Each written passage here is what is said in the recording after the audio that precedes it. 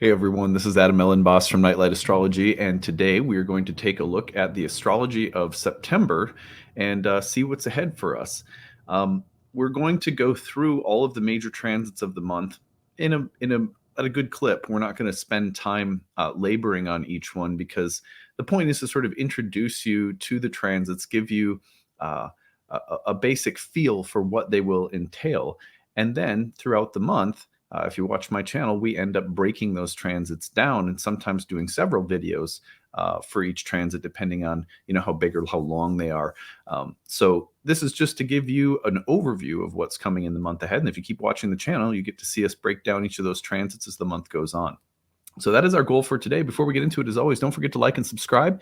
Share your comments in the comments section. Tell us what you think about these transits, or come back later and tell us how you're actually experiencing them. You can find a transcript of any of my daily talks on the website, nightlightastrology.com.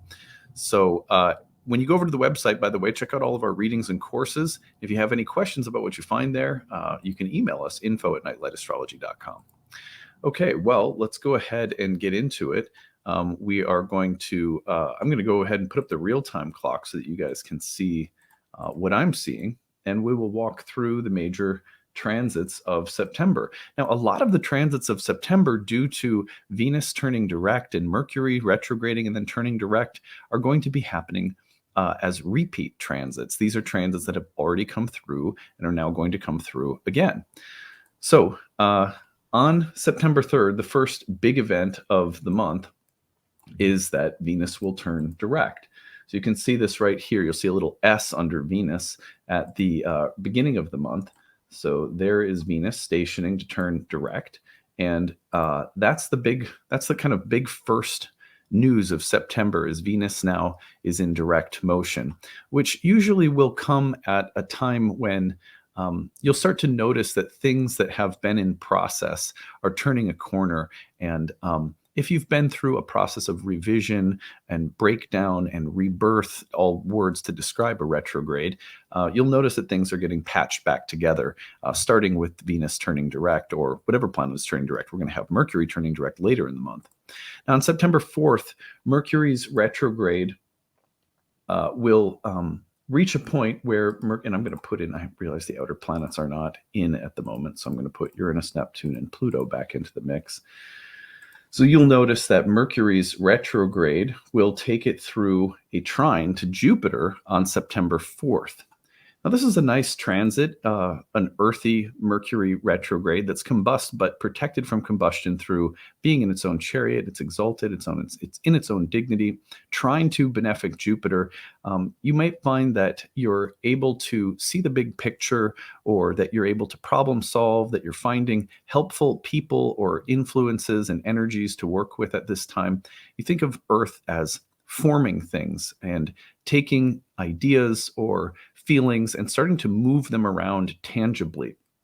And so you have a really nice connection here between Mercury and Jupiter that is practical, effective, useful, helpful, beneficial, and especially around communication, words, thoughts, and ideas that can be more constructive and beneficial. And also, one thing that is quite frequently happens when Mercury trines Jupiter's, you'll come up with that good idea. If you're a small business owner, you might come up with a good idea, or a positive way of dealing with a solution to a problem, especially things around technology. Stuff like that can happen. You can get good news, or just receive an unexpected email that gives you some positive news. The kind of things that happen with Mercury and Jupiter connecting in a trine. Now, on the 6th, just a couple of days later, Mercury will reach its cazimi, which is its rebirth moment at the heart of the sun. This is usually going to be experienced as a very constructive moment, especially since just a couple of days later, the sun will then transition through the trine to Jupiter. So it's this kind of rebirthing sequence for Mercury. Hits the trine to Jupiter, rebirths at the heart of the sun. Sun hits the trine to Jupiter. Mercury starts separating and recovering from combustion. So I look at this as a moment of starting to recover, or starting to put things together, or starting to, working your way through a complex series of problems and coming out with a good solution. building things, effective use of time, money, energy, or resources, and putting it together. Especially given that Mercury is going through that transition, it's almost like a reordering or reorganizing or restructuring that's taking place, and finding support for that process. Now, on the 14th, we go forward just a little bit, and we have a new moon in Virgo. And one of the interesting features of this new moon is that it's applying into an opposition with Neptune. And so you get that kind of earth-water mix, a cycle ahead that could be about the balance between the practical, earthy, and sort of structured, grounded qualities of Earth versus the emotional, ethereal, mystical, imaginative, and romantic waters of Neptune and Pisces. So kind of a push-pull between Earth and water in the cycle ahead that could be, a little intense, a roller coaster of emotional and romantic feelings or yearnings, mixed with the need to stay grounded and do, practical and effective things with our time and energy. So that kind of blend of earth and water is really strong with the new moon in Virgo. And the next day after the new moon, interestingly, Mercury will station and turn direct. It's as though the new moon signals that Mercury has finished its work. What I love about this is that on the same day, the sun will trine Uranus. And so there's just really this strong feeling around the new moon of a kind of breakthrough. And especially you get the feeling that this, when you have such a process depicted in earth signs, and it's overall a very positive process, but things can take a while. It can be a little tedious, or you might find that little details and it's taking a while for all of the nuts and bolts to be put in place, or for something to be restructured or reordered or organized, or that you have the solution, but implementing the solution to the problem is just, it just takes a little doing. The sun trine Uranus right after the new moon could really mark a moment of awakening, rebirth, acceleration of a process, and the feeling of a breakthrough that's taking place. Now, on the 17th of September, we're going to get, and remember, we're going to be exploring each of these transits in depth as the month goes on. But you get to the 17th, and Venus will be squaring Jupiter. I think this is really fascinating. The Venus square to Jupiter is now coming through for a third time in direct motion early in June of 2023. And then we saw through the retrograde motion, Venus contacting Jupiter again in August. And now through direct motion, Venus contacts Jupiter one last time on the 17th of September. Now, this combination is very benefic. It can be a transit with like expensive taste. It can be a little grandiose or over the top. It can suggest like, your desire body sort of getting out of control. But it's also, honestly, it's just a very benefic, romantic, abundant transit that tends to be very supportive, uplifting, pleasurable, and romantic overall. So I love the combination of Venus and Jupiter. And for most people, I think you'll experience this as a kind of a feeling of upliftment and a feeling of well-being and pleasure and attraction and charm and abundance that surrounds. It's a very fertile transit as well. Anyway, going forward just a little bit more, when we reach the 19th of September, the sun coming off of that new moon will then oppose Neptune. And this is where we get, Sun Neptune is really quite a mystical transit. It tends to call into question our sense of purpose and demand that somehow we include something transcendent or transcendental, that we are appealing to a higher power, or that we are including a sense of higher mission and calling into our life path. The Sun Neptune will also confound us with feelings of pointlessness, or the feeling of being overwhelmed and lost and adrift and confused. And that feeling can also come on as a way of saying that there's something more that we need to be including or considering when it comes to our lives and our direction. So that's and that comes through with the new moon. So the whole process of the lunar cycle ahead includes that kind of Neptunian yearning for something more to be called from heaven down to earth, so to speak. Well, if we go forward just a little bit more, on the 21st, we're going to see that the sun will trine Pluto. And the trine between the sun and Pluto, again, whoa, there's the big arrow. It finally showed up. It hasn't been here for a while. Let's just take a moment. Let's just take a moment. All right. So, sun trine Pluto can be like the sun's trine to Uranus. Again, very practical, helpful, effective. It points to a kind of resourcefulness that we're calling on in this month of September. A lot of earth energy this month of September.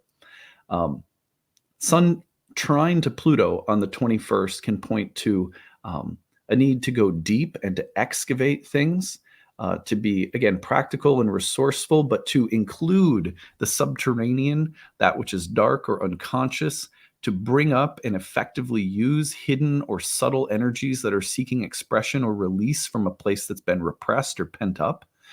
So you can see that, and it's a very helpful energy to come in contact with Pluto right now. Will help us along,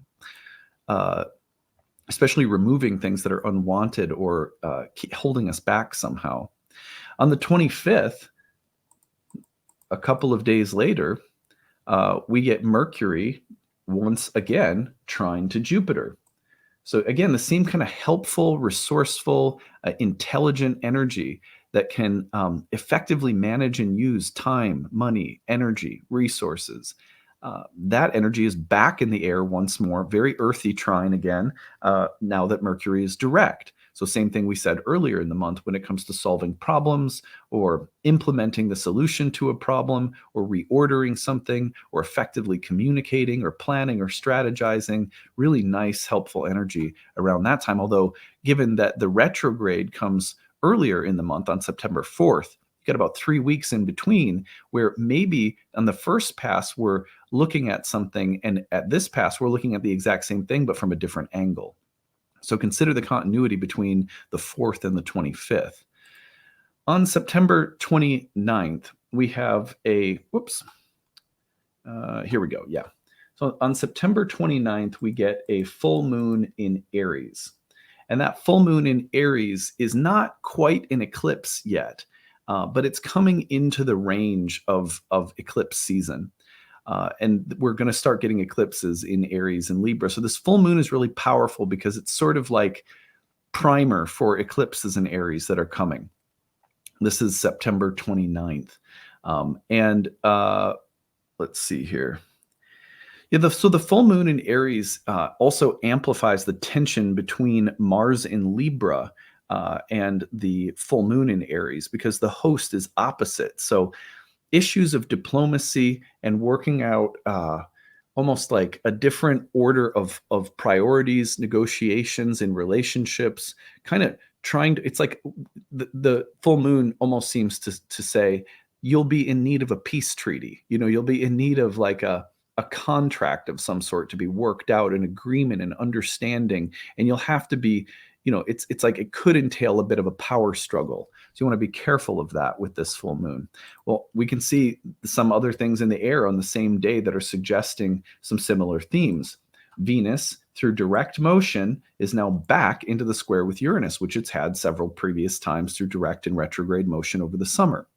Venus-Uranus suggests breakthroughs in relationships, but also the need to be free from relationships that are binding in some way. You see that plays into the full moon theme with Mars and Libra.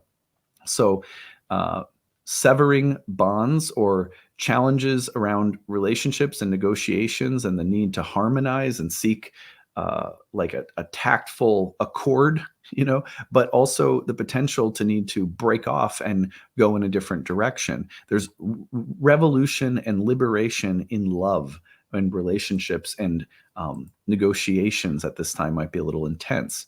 And then finally, on September 30th, we also have Mercury trining Uranus, now again in direct motion.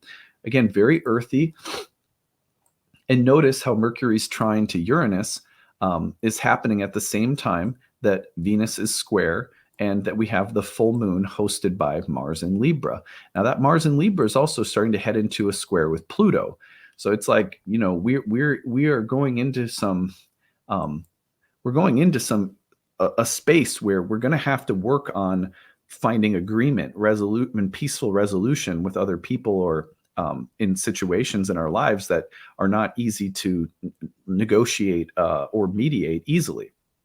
And so, Mercury's trine to Uranus is welcome insofar as that trine will tend to deliver insights that are practical, effective, intelligent, and represent some kind of breakthrough in our thinking.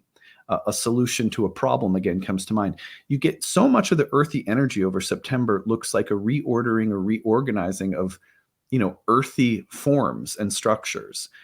With an eye for innovation and doing things differently. But then by the end of the month, it's like we might be hitting some choppy waters when it comes to how this reordering is affecting our relationships and whether or not we're able to enact these changes peacefully and in agreement with other people or places. Mercury's trine to Uranus at the very end of the month at least suggests that we are going to have the aid of original and innovative thinking on our side. So these are some of the major energies of the month as I'm seeing them. Again, the point is to just kind of lay it all out there, spread it out so we can see it all. And then as September unfolds, we'll be going through most of these transits individually in individual videos and doing deep dives into the archetypal combinations of the planets. So I will look forward to doing that with you in the weeks ahead. We'll have horoscopes next week. So we'll take a look at some of the biggest transits of September in terms of your sun and rising sign horoscopes. I think Alex will be with me, hopefully. And so we'll be doing that work together. That'll be next on Monday of next week. So I hope this gets you prepped for the month ahead. I hope you guys are having a great day and that you have a great weekend. We'll see you again later. Bye.